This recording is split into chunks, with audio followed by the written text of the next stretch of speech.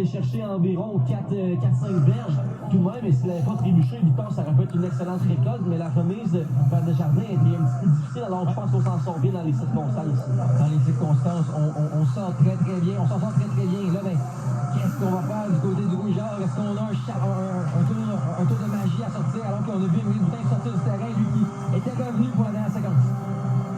Deuxième essai, 5 à la ligne de 52. Jeu renversé, le Cochon a beaucoup d'espace. Cochon devant lui, va aller chercher première sédation là haut. Gros plaqué. Ça semble être à la tête là. Et là, Cochon qui est au sol. Et là, ça ne semble pas de très bonne augure alors que les soigneurs rapidement ont accédé au terrain. On leur a fait signe de se dépêcher. Et puis là, Cochon qui est au sol. Et là, clairement, on attendra de voir. Mais là, Cochon, ça semble avoir sonné.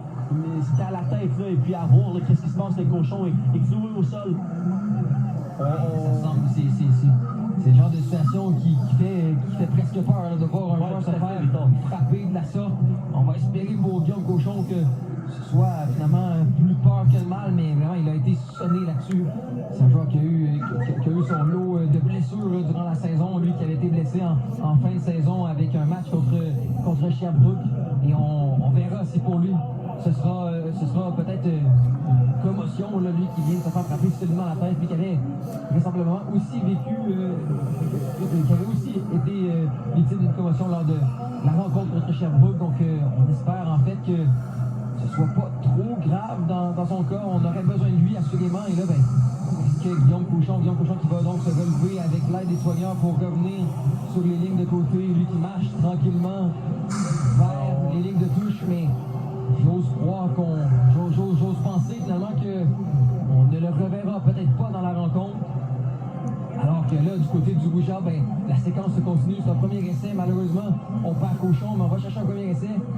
Là, ben, on est en position quand même dans le territoire des Golden Hawks avec une pause publicitaire qui ne semble pas vraiment faire l'affaire des Golden Hawks là, qui sont un peu déçus du fait qu'on soit en pause. Et là, ben, est-ce que le Rougeard a ce qu'il faut? Est-ce que le Rougeard peut trouver un toucher? Ils n'en ont pas encore eu un depuis le début de la partie. Est-ce que c'est dans un moment aussi important que ça, avec 7 minutes à faire, qu'on peut aller les chercher? On verra, mais clairement, avec un carrière de l'autre côté comme Tyler Elgersma qui peut faire une différence, ben, il va falloir marquer un toucher pour vraiment mettre fin à ce match-là, là, mettre un peu un premier coup dans le cercueil des Golden Hawks. Ouais, et puis on souhaite vraiment le meilleur là, à Guillaume Cochon, alors qu'on ne sait pas s'il va revoir le terrain cet après-midi. Mais bref, on souhaite que ce ne soit pas une autre commotion cérébrale, parce que clairement, ça pourrait être une grosse perte. Pour son artiste en est une, mais pour le reste de l'année, pour l'année prochaine, plutôt à voir ce que ça ressemble. Et puis on souhaite un bon rétablissement dans tous les cas, à voir ce que ce sera, mais on n'aime jamais ça, voir un joueur sortir de la sorte, escorté par les soigneurs. Alors à voir qu'est-ce qui en sera pour cette blessure. Et on lui tente le genou là, du côté des soigneurs, donc peut-être ajouter à cela une blessure au genou, peut-être que c'est seulement une blessure au genou. Alors qu'on fait la promotion finalement des billets en vente là, pour la Coupe Vanier 2025 qui aura lieu à Regina au Mosaic Stadium, où est-ce que le Rougeard était pour la demi-finale contre Evans. On se rappelle qu'en 2026, ben, le Rougeard va la recevoir cette Coupe Vanier-là, avec un match qui se déroulera au Sacré-Leu dans cette même ambiance folle là, contre une équipe peut-être d'ailleurs, peut-être que le Rougeard se va présenter. Très important, la séquence, c'est Mathieu Roy qui se voit, le ballon lui est refilé. Et Roy qui va aller chercher une verge, là, ça a été assez difficile de se frayer un chemin. C'est son deuxième essai est long là-dessus. Le Rougeard qui avec 6,45 tente d'aller chercher des points pour accentuer son avance face aux Golden Knights de Laurier. 19 à 17 présentement, et assurément qu'à un moment dans le match, on va avoir besoin d'effectuer un toucher. Parce que ça ne peut pas perdurer de la sorte. 19 à 17, c'est assez difficile de gagner un match de football quand tu n'as pas de toucher, Victor. Formation en 5 reçoit encore une fois Desjardins. Prend son temps Desjardins en voie et c'est trop bas pour Émeric Boutin qui n'est pas en mesure de capter cette passe, et on devra dégager le troisième essai. Forteza s'amène sur le terrain, et le point positif, c'est que bon, les Golden Knights vont être un petit peu refoués dans leur territoire. Ouais, là-dessus, ben, je sais pas, la passe manquait un peu de précision, c'est clair. Émeric Boutin, il avait de l'espace. Si cette passe-là est un peu plus haute, c'est probablement un premier essai. Au-delà de ça, il y avait aussi Mathieu Roy là, dans le flanc qui avait trouvé de l'espace et qui avait peut-être assez d'espace pour aller chercher un premier essai ou se rapprocher d'un premier essai. Donc peut-être pas la bonne lecture. Et si c'était la bonne lecture, ben, la passe manquait de précision, c'est certain. Et peu importe, je veux dire, on redonne le ballon dans un moment crucial aux Golden Hawks. On aura besoin encore une fois de la jambe de Forteza pour nous sortir du pétrin. Forteza qui était à son 45, vous voyez le dégagement, ça a failli être bloqué. bloqué en défensive.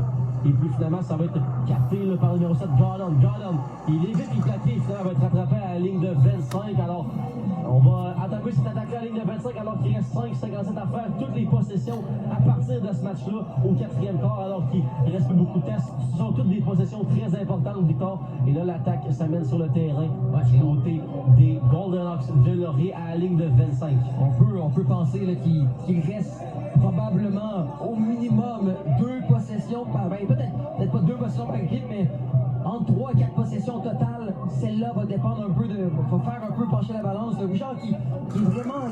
qui est pas nécessairement gourmand avec son appel de jeu. On court beaucoup en premier essai pour la simple et bonne raison qu'on espère un peu avoir de l'espace, trouver des verges supplémentaires avec la course et pour mettre après ça amener une passe possible en deuxième essai ou même une course si on est dans une position intéressante.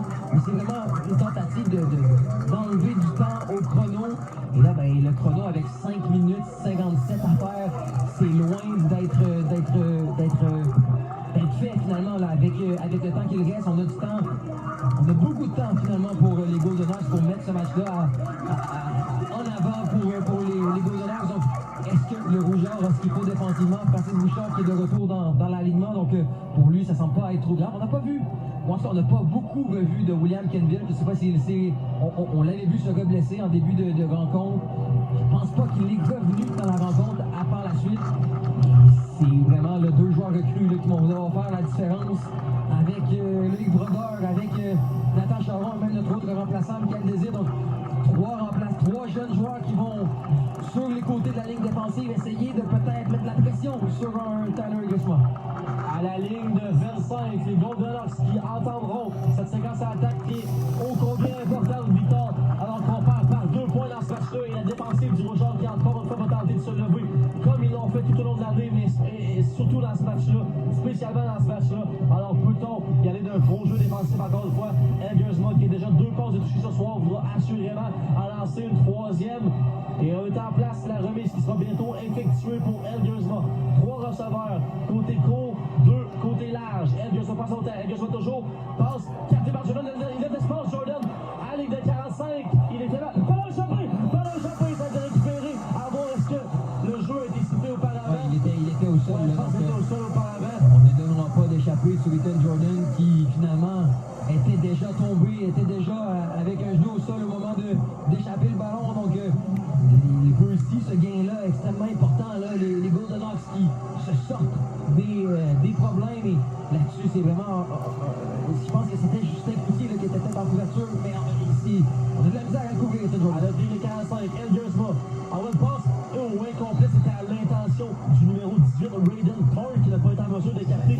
Et beau jeu défensif de la part du Rouge, c'était numéro 21, Eric Dickey, garant Douambambila, qui encore une fois est là, comme il a été tout au long de ce match. Mais quel jeu! C'est Thomas Gosselin qui se retrouve avec un genou au sol. Là, les joueurs de ligue défensive qui tombent un peu comme des mouches.